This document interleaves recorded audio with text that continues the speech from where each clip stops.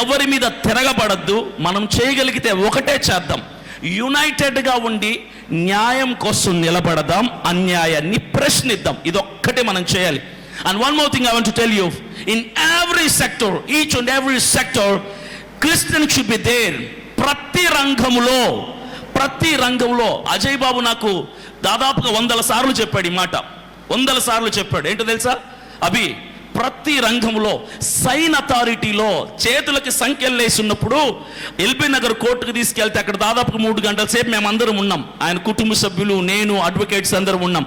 అక్కడ చెప్తున్నాడు అతను, ఆ సంఖ్యలు పెట్టుకుని కూడా చెప్తున్నాడు, అభి రానున్న రోజుల్లో ప్రతి సెక్టార్లో, ప్రతి రంగంలో సైన్ చేసే స్థానంలో మన క్రైస్తవులు ఉండాలి. సైన్ చేసే చోట మన క్రైస్తవులు ఉండాలి. సైన్ అథారిటీలో మన క్రైస్తవులు ఉండాలి అని ఇతను చేతులకు సంఖ్యలు వేసుకొని చెబుతుంటే నాకు అనిపించింది, ఎంత రోషం కలిగి ఉన్నాడు ఇతను.